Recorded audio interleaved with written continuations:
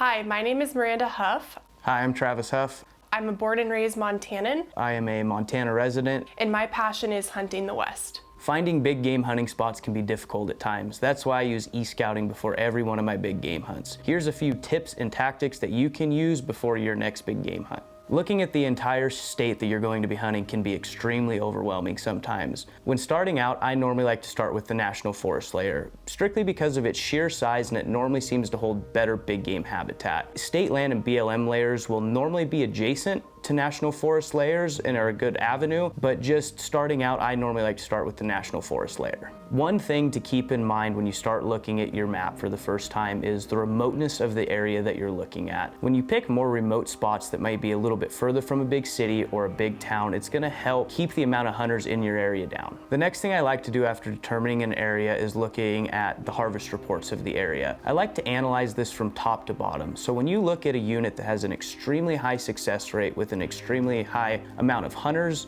that might mean that yes, there's a lot of animals, but you're also gonna deal with a lot of hunting pressure. When you see an area that has a very low success rate or a very low harvest rate, there might be aspects that need to be explored even further, such as the density of predators in the area or the accessibility into the unit. Your area might have a bunch of super thick country in it, which will make it extremely difficult to glass as well as extremely difficult to spot animals. I like to look for more of a medium there, a spot in between where there may not be such high success rate, but also might mean that there's less hunters in the area, which is very favorable.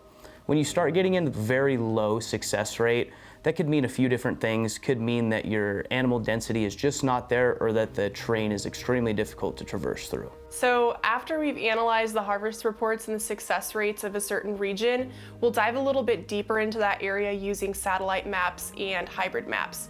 What this is gonna do for us is it's gonna give us a greater picture of what bedding areas are available, where the transition zones are between feeding and bedding areas, and just really give us a broader perspective of what the area looks like. After we've taken a closer look at the region with the satellite or hybrid map, we'll actually turn on the topographic map layer and take a closer look at where the water's at, what the topography actually looks like from an elevation standpoint, and get a better idea of where we're gonna hunt or spend most of our time hunting. Animals are gonna spend most of their time in areas where there's food, water, and shelter nearby. So when you're using the topographic map layer, the satellite map layer, and the hybrid map layer, and you're analyzing all three of these things, once we found that area that has food, water, and shelter, we know that we can spend most of our time hunting in that area because that's where the animals are going to be concentrated and that's where they're going to be moving through and around. So after I've determined that I like the area that I'm looking into, the next thing I'm going to do is I'm going to look into the access of the area. I'm going to look at the roads, I'm going to look at easements, I'm going to look at other accessible ways into the area, and I'm looking for a certain balance. A balance that is going to allow me to access the spots that I want to hunt while also not giving so much access that everybody else is going to be in there as well. So after we found access points or roads that are going to take us into the country we want to hunt, we're going to analyze how far and how much elevation we're going to have to gain getting into that spot. We can use this information to really determine how much food and water we're going to need for the trip,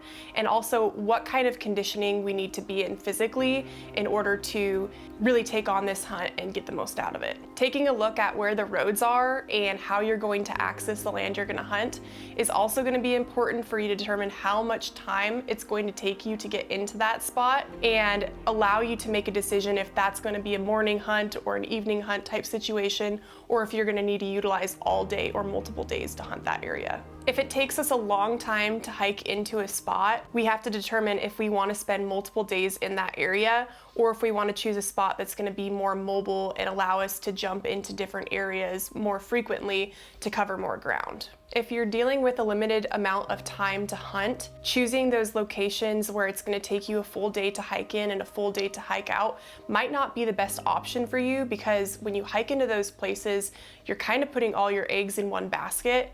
And then if you are forced to move locations or find new country, you're wasting, a day or two of your time. However, those spots could yield really great hunting country as well, so it's definitely something to consider. When determining what location you're going to hunt in and how far you're going to hike, it's important to take in consideration your physical fitness and conditioning as well. Not being physically fit can limit the amount of miles you hike, limit the amount of days that you can hike in that country, and it can deter you from being able to successfully pack out an animal that you harvest. After I've analyzed the country with the two-dimensional tools, I like to step into the 3D layer. It helps me verify and pick apart the country a little bit better, a country that you can actually see from a certain glassing point, and it also allows you to plan more glassing points throughout your hunt. So when determining where you're going to look for country to hunt specific animals in the West, it's important to take in consideration the season and where their rut is going to lie. When you're dealing with mule deer specifically, you're going to spend most of your time in the early season scouting the high country. The bucks are going to be off in bachelor groups. They're going to be spending time up high in the mountains or, up higher elevation. The does are going to be down lower. However, come the 1st of November, late October, they're going to be down with the does because that's when their rut is. So when you're e-scouting in the early season, you're going to spend most of your time looking up high. Towards the end, you're going to be focusing more of your time down in the lower country where the does are going to hang out. Understanding your species and where they hang out during the different seasons or the different times of the year really helps you narrow down your focus and put your efforts in the right places at the right time.